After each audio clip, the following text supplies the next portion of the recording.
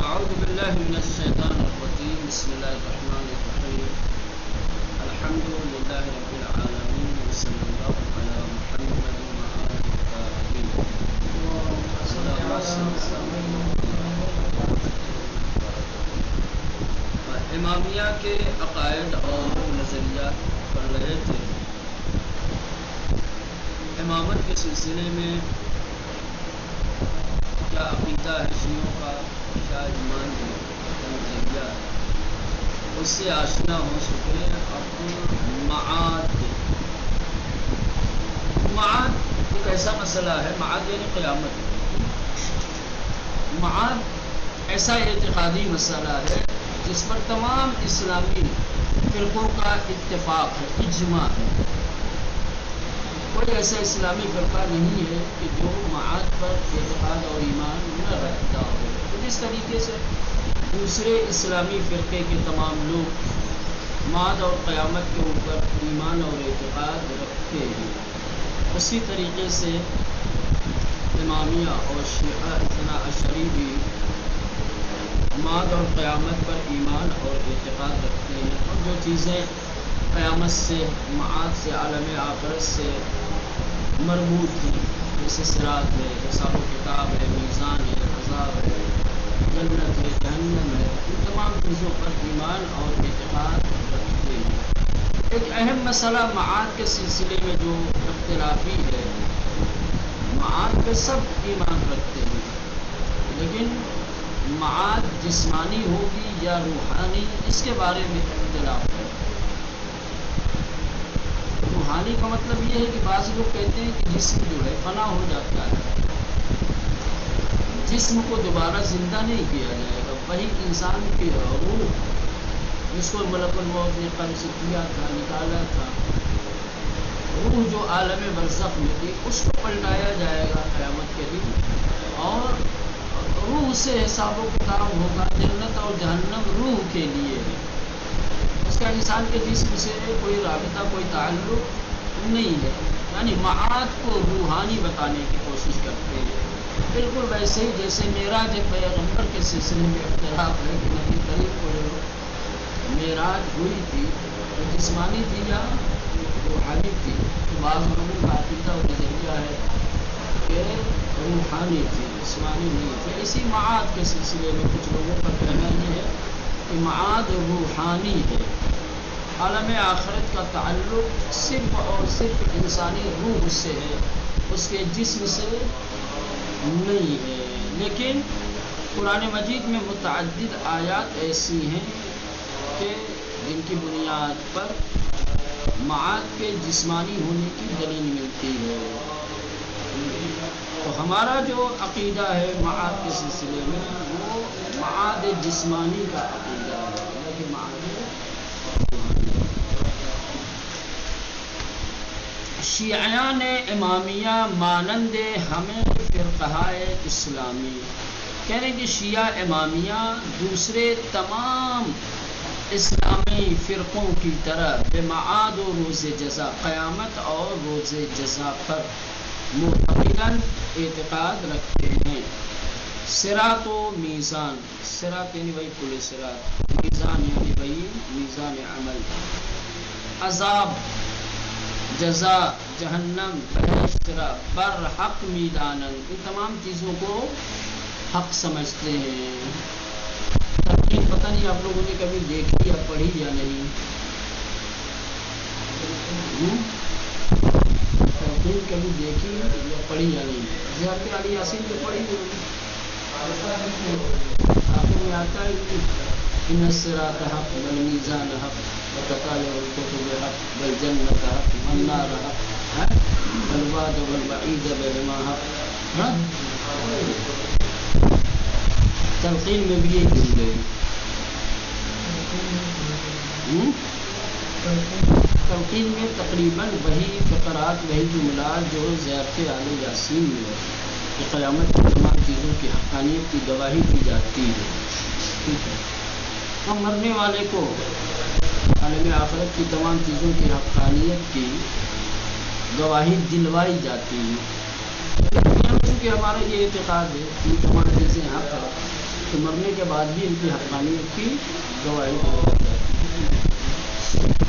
صراط ہو، میزان ہو، عذاب ہو، جنت ہو، جہنم ہو، بہشت ہو، ان تمام چیزوں کو شیعہ برحق جانتے ہیں۔ وہ بمعاد جسمانی نیز اعتقاد دارن، اور معاد جسمانی پر بھی اعتقاد رکھتے ہیں۔ یعنی شیعہ معاد روحانی کے قائل نہیں بلکہ معاد جسمانی کے قائل ہیں۔ روح تو ہے ہی، روح کے ساتھ ساتھ انسان کے جسم کو بھی پلٹایا جائے گا، اور جو روح جس جسم میں تھی اسی جسم کے اندر رہے گی۔ ان موضوع بے آیات قرآن، کہنے کہ یہ جو موضوع ہے کہ معاد جسمانی ہے، اس موضوع کو قرآن مجید کی یہ آیتیں، مثلا آیت نمبر 3 سورہ قیامت، آیت نمبر 15 سورہ رعد، آیت نمبر 15 سورہ قاف، استناد می دہن، ان سے دلیل دی جاتی ہے۔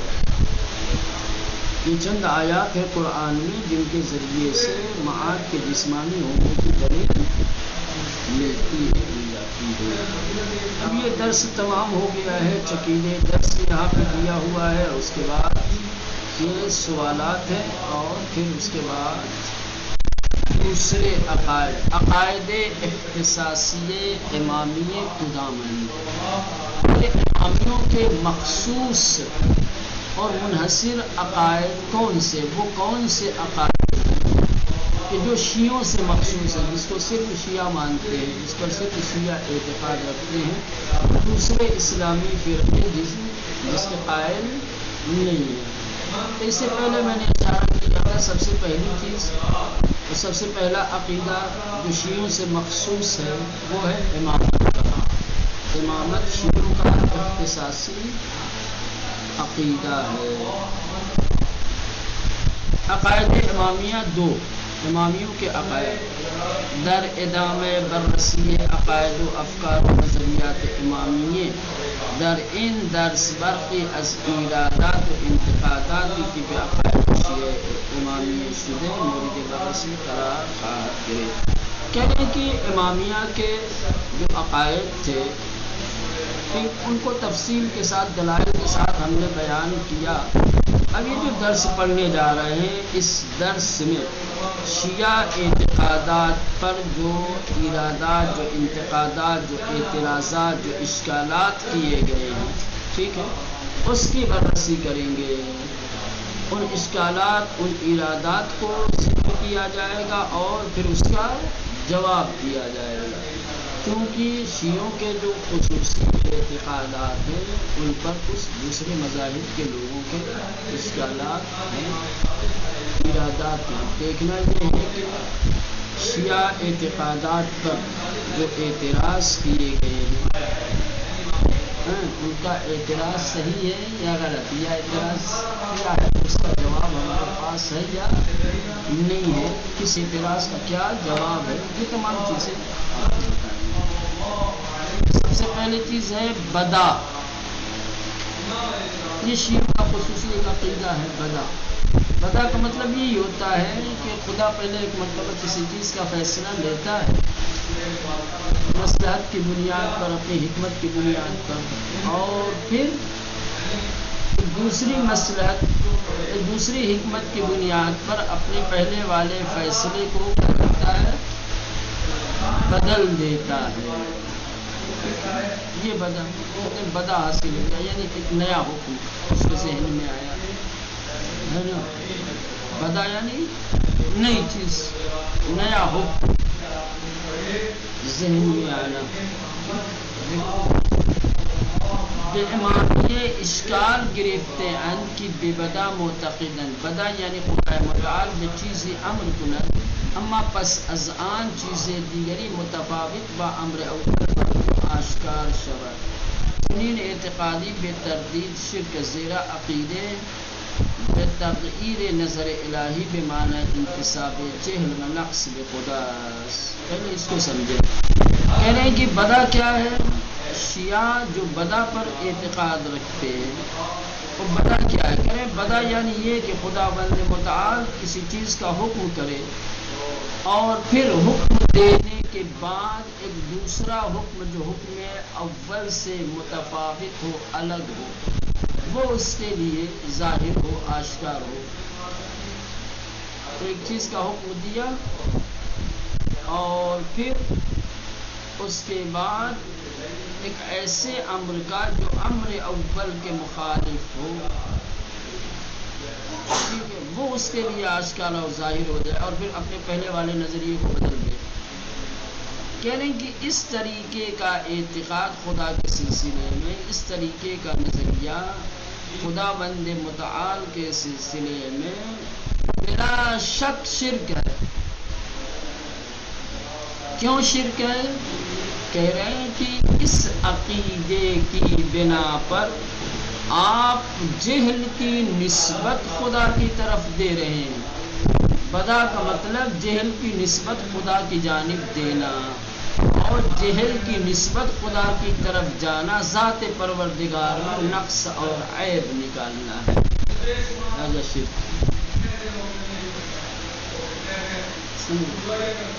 یہ کیسے ممکن ہے؟ یہ کیسے ہو سکتا ہے کہ خدا ایک چیز کا حکم دے اور پھر نتیجہ اس کے برعکس ظاہر ہو اس کے لیے؟ یا مثلا کہ خدا اس حکم کو پھر بدلے اور دوسرا حکم دے. کیا اس سے خدا کی جہالت کی بو نہیں آتی معاذ اللہ؟ کیا خدا کو علم نہیں تھا کہ دوسرے والے حکم کا؟ اگر آپ کہتے ہیں کہ دوسرے والے کا علم تھا تو یہ سوال، تو پھر دوسرا ہی والا کیوں نہیں کیا، پہلا کیوں کیا؟ اسی وقت اس کو دوسرا دے دینا چاہیے تھا. یا خدا فرض کر لیں خدا نے جو چاہا تھا، خدا نے جو سوچا تھا، خدا کا جو ارادہ تھا، یہ حکم ہے، اس حکم سے یہ نتیجہ نکلے گا، اس کا اثر ظاہر ہوگا.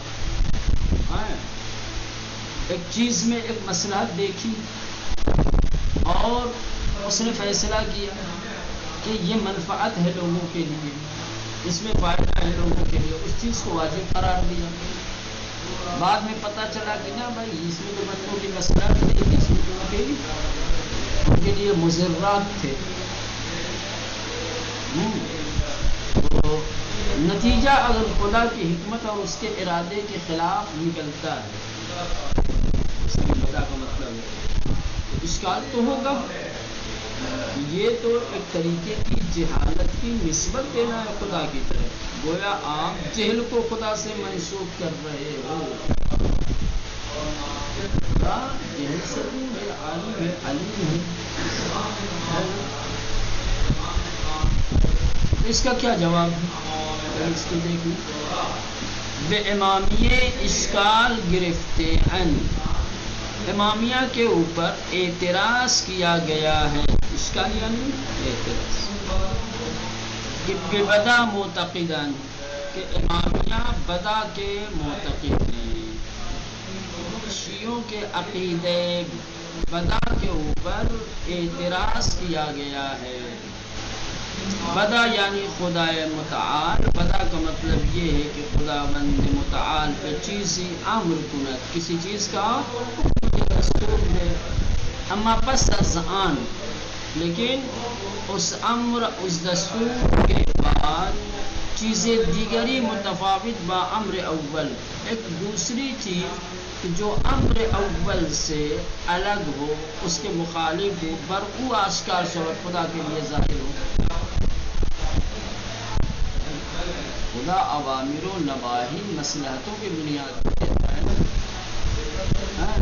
ایک دستور دیا، ایک حکم دیا، ایک چیز کو واجب قرار دیا، اور پھر تھوڑی دیر کے بعد، کچھ دنوں کے بعد ایک دوسری چیز کے جو امر اول کے مخالف تھی وہ اشکار ہو جائے. یہ تو مصلحت نہیں تھی اس چیز کو واجب قرار دینے میں. چنین اعتقادی اس طریقے کا عقیدہ خدا بند متعال کے سلسلے میں بھی تردید شرک، بلا شک شرک ہے. زیرا عقیدے بتغییر نظر الہی، اس لیے کہ خدا کے نظریے میں تبدیلی اور تغیر کا عقیدہ بے معنی انتصاب جہل کو منسوخ کرنے کے معنی میں، بنقص خدا اور نقص کو خدا کی طرف نسبت دینے کے معنی میں۔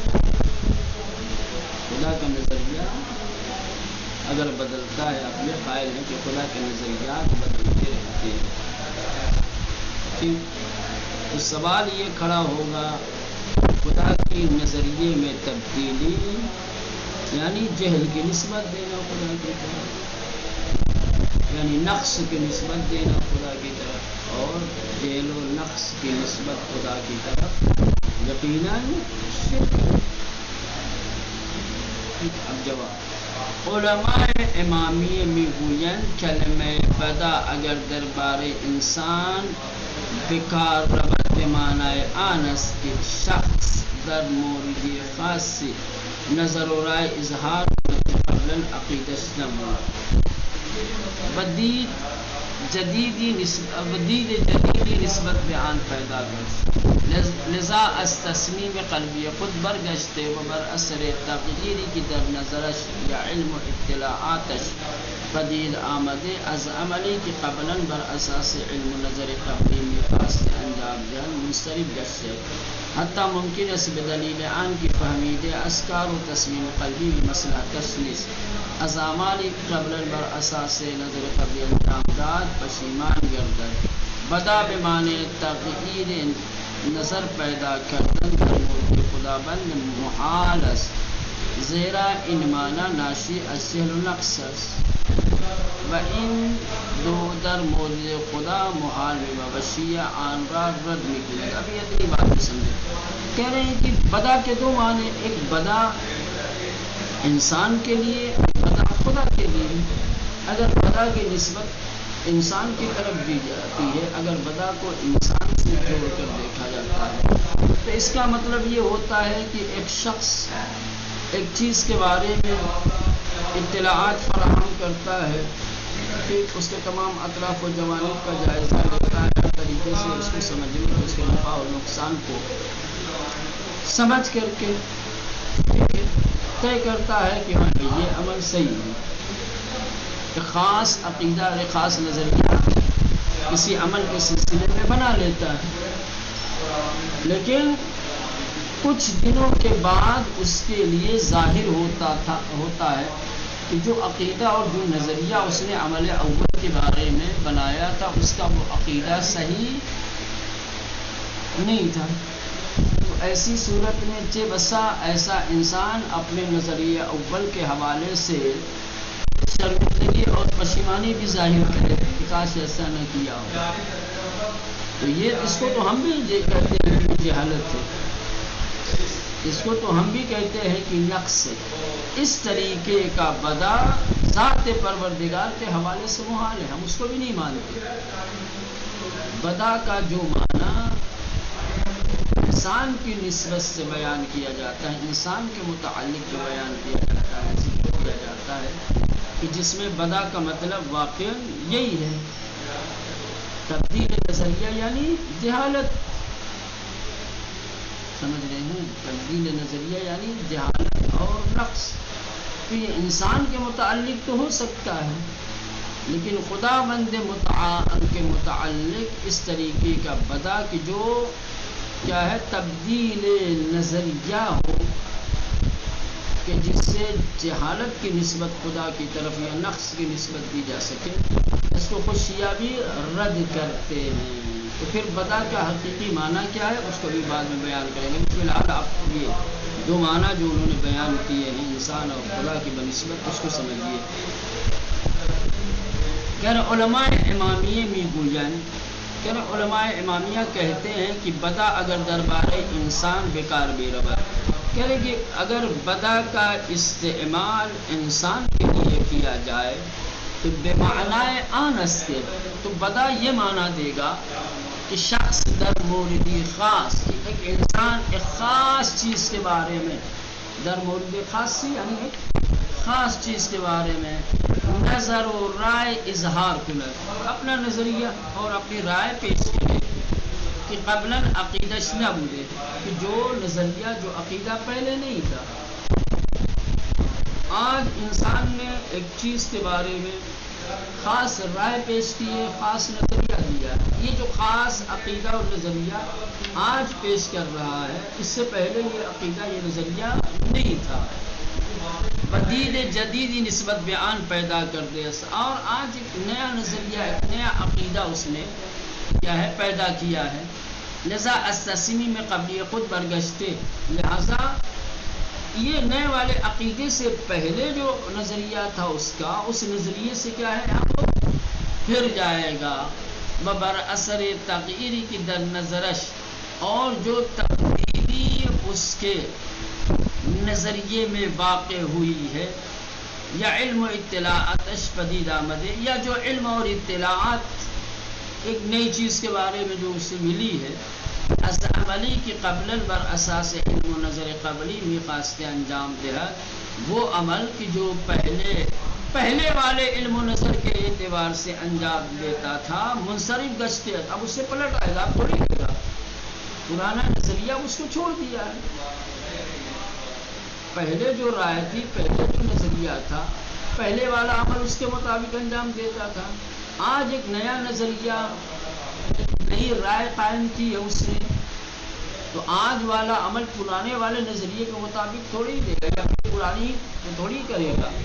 آج والا عمل ایک نیا عمل نئے نظریے کے ساتھ، نئے عقیدے کے ساتھ انجام دے گا، اور پرانے والے نظریہ اور عمل سے کیا ہو جائے گا، پھر جائے گا، پلٹ جائے گا۔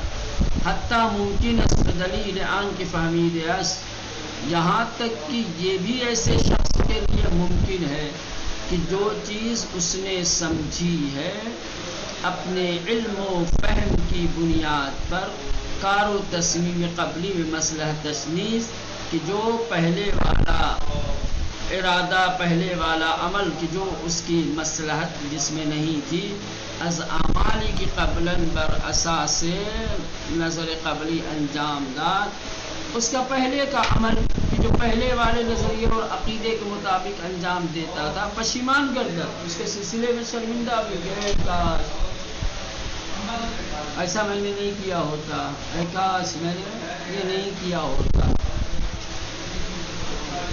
یعنی ہو سکتا ہے کہ انسان زمانے ماضی میں ٹھیک اپنے علم اور اطلاعات کی بنیاد پر ایک نظریہ قائم کرے، ٹھیک ایک رائے قائم کرے، اور پھر کچھ دنوں کے بعد ایک دوسرا علم، ایک دوسری اطلاعات، اس کے پہلے والے علم اور اطلاعات اور اس کے ذریعے سے حاصل ہونے والے نظریات کو رد کر دے، باطل کر دے۔ ممکن ہے، ہوتا ہے انسان کی زندگی میں، ہے نا، کہ آج ایک چیز کے بارے میں ایک الگ رائے قائم کی ہے، بعد میں آپ کے لیے واضح ہو جاتا ہے کہ نا بھائی آپ نے جو نظریہ قائم کیا ہے وہ نظریہ صحیح نہیں ہے، تو انسان ایسی صورت میں نظریہ اول سے پلٹ جاتا ہے، پھر نظریے دوم کا اپنے آپ کو پابند بناتا ہے۔ اور اسی میں کبھی کبھی تو ایسا ہوتا ہے کہ پہلے والا جو عمل تھا، جس نظریے کی بنیاد پر پہلے عمل انجام دیتا تھا، یہاں تک کہ وہ اس کے لیے مفید بھی نہیں تھا، تو پشیمانی بھی اس کا بھی اظہار کرے گا، یار اتنے دن تک میں نے خامخواہ ایسا کیا ہے نا تو یہ انسان کی بنسبت بدا کے معنی ہے، کہ جہاں انسان پہلے اپنے علم و اطلاعات کی بنیاد پر ایک رائے اور ایک نظریہ قائم کرتا ہے اور پھر اسی پر عمل کرتا ہے، کچھ دنوں کے بعد نئی اطلاعات، نئی معلومات فراہم ہو جاتی ہے، تو اپنے پہلے والے نظریے اور عقیدے سے کیا ہو جاتا ہے، پھر جاتا ہے، اس کو چھوڑ دیتا ہے، پھر نیا والا نظریہ، نیا والا عقیدہ جو قائم ہوتا ہے، اس کے لیے ظاہر ہوتا ہے، اپنے آپ کو اس کا پابند بناتا ہے۔ تو یقیناً یہ انسان کی خصلت ہے۔ اگر کسی انسان کی زندگی میں اس طریقے کی چیز ظاہر ہوتی ہے تو یقیناً ہم کہیں گے کہ ہم یہاں جہالت درکار ہے نا، کیونکہ پہلے کا علم کچھ اور تھا، ابھی کا علم کچھ اور ہے۔ پہلے اس کی معلومات میں کمی تھی، ابھی اس کی معلومات میں اضافہ ہوا ہے۔ معلومات کم تھی اس لیے الگ نظریہ قائم کیا تھا، معلومات بڑھ گئی نظریہ بدل گیا ہے نا۔ علم بدلا، اطلاعات بدلی، تب عقیدہ اور نظریہ بدلا ہے۔ علم و اطلاعات نہ بدلتے تو نظریہ بھی نہیں بدلتا۔ تو انسان کے حوالے سے تبدیل نظریہ تبدیل علم کی دلیل ہے، یا انسان کی جہالت کی دلیل ہے۔ پہلے جاہل تھا، حکم ثانوی سے آگاہ نہیں تھا، اسی لیے حکم اولیہ کا پابند بنایا تھا اپنے آپ کو، ہے نا۔ اب اس کے علم میں اضافہ ہو گیا، جب علم میں اضافہ ہوگا اور ایک نیا نظریہ قائم ہوگا تو پہلے والے نظریے کیا سمجھا جائے گا؟ اس کی جہالت سمجھا جائے گا، ہے نا۔ نادانی تھی، جہالت تھی، اس لیے وہ ایسا کر رہا تھا، اس کو پتہ نہیں تھا، علم نہیں تھا۔ یہی تو جہالت ہے، علم نہیں تھا اس لیے اس نے یہ رائے قائم کی تھی، یہ عقیدہ بنایا تھا، یہ نظریہ بنایا تھا۔ آج اس کے علم میں اضافہ ہو گیا، حقیقت آشکار ہو گئی، اطلاعات اس کے پاس جو ہے زیادہ ہو گئی۔ اب یہ جو نئی اطلاعات، نئے علم اس کے پاس آیا ہے، نئی اطلاعات اور نئے علم کی بنیاد پر کیا ہے، گزشتہ رائے اور عقیدے کے مقابلے میں نیا نظریہ اور نیا عقیدہ قائم کرے گا۔ تو ایسی صورت میں کہا جائے گا کہ بھائی یہ حکم اولیہ کو نہیں جانتا تھا، یا حکم ثانویہ کو نہیں جانتا تھا،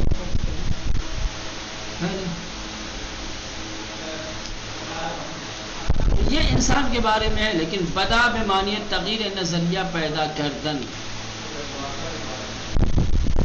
کہہ رہے ہیں کہ بدا نظریے کے تبدیل ہونے کے معنی میں در مورد خداوند محالس، خداوند متعال کے متعلق محال ہے۔ انسان کے لیے تو کہا جا سکتا ہے کہ اس کا نظریہ بدل گیا ہے، پہلے اس کا نظریہ کچھ اور تھا، آج اس کا نظریہ کچھ اور ہے۔ لیکن خداوند متعال کے سلسلے میں تبدیلی نظریہ کا عقیدہ محال ہے، زیرا ان معنی ناشی از جہل ناقص، کیونکہ نظریے کا تبدیل ہونا، یہ جو بدا کے معنی ہیں، یہ جہالت اور نقص سے نکلتے ہیں، پیدا ہوتے ہیں۔ نظریہ کہاں تبدیل ہوتا ہے؟ کس کی بنیاد پر؟ جہل و نقص کی بنیاد پر۔ فَإِن دو در مورد خداوند محالس، اور یہ دونوں چیزیں چاہے جہالت ہو چاہے نقص ہو، یہ خداوند متعال کی ذات میں نہیں پائی جاتی، یہ دونوں چیزیں محال ہیں خدا کے بارے میں۔ وشیع آنڈر رد میں قیمت، اور شیعہ ان دونوں چیزوں کو خدا کے سلسلے میں رد کرتے ہیں، انکار کرتے، کہتے ہیں نا بھائی ہم خدا کے سلسلے میں نہ جہالت کے قائل ہیں نہ نقص کے قائل ہیں۔ امام ششم جعفر ابن محمد الصادق علیہ السلام میں فرمایا ہر کس بھی گوید در موردی برائے خدا بدا بمانی تغییر رائے حاصل شدے و خدا ازکار از پشیمان گردیدے کافر است۔ چنین میں فرمایا کسی کی گمان کند خداوند نظری جدیدی در موردی برائے حاصل شده که مثلا دیروز آن را نمیدانست من از او بیزارم۔ یہ دلیل دے رہے ہیں چھوٹے امام۔ پہلے تو یہ جو ابھی جواب نہیں دیا اس کا پوری طریقے سے، ابھی صرف یہ جو تبدیل نظریہ کا معنی لیا جاتا ہے بدا کا، انسان کے سلسلے میں تو ٹھیک ہے، لیکن خدا کے سلسلے میں بدا یعنی تبدیل نظریہ، اور جب تبدیل نظریہ ہوگا تو تبدیل نظریہ وجود میں آتا ہے جہالت اور نقص کی بنیاد پر، اور جہالت اور نقص کو ذات پروردگار سے شیعہ انکار کرتے ہیں، یہ روایتیں موجود ہیں۔ چھٹے امام فرماتے ہیں کہ جو شخص خداوند متعال کے سلسلے میں بدا کا قائل ہو اور بدا کو تغییر رائے تبدیلی نظر کے معنی میں لے کہ خدا کو بدا حاصل ہوا، یعنی اس نے اپنا نظریہ بدل دیا، اس کی رائے بدل گئی، خدا اپنی پہلے والے نظریے سے پشیمان ہے، تو وہ کافر ہے۔ ایسا شخص خدا کے سلسلے میں بدا کا معنی تبدیلی نظریہ نہیں ہے۔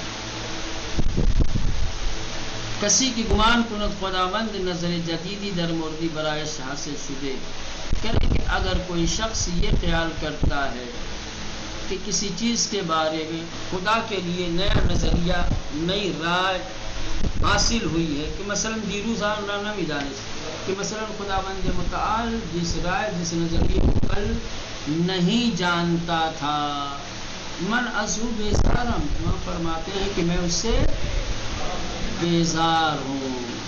جہالت ہے سراسر، کل نہیں جانتا تھا خدا آج جاننے لگا۔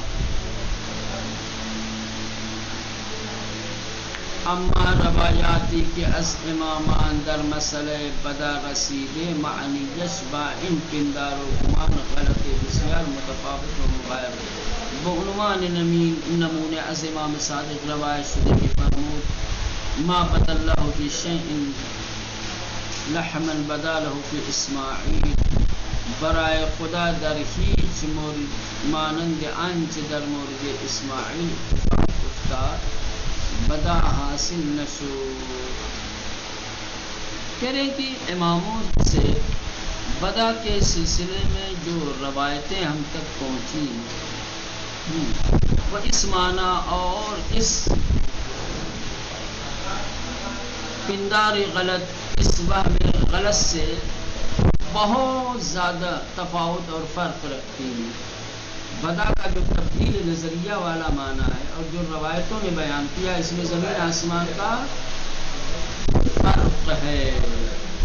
جیسے نمونے کے طور پر چھٹے امام کی روایت ہے کہ امام نے فرمایا کہ خدا کے لیے جناب اسماعیل کے سلسلے میں جیسا بدا حاصل ہوا، کسی اور چیز کے بارے میں ایسا بدا حاصل نہیں ہوا۔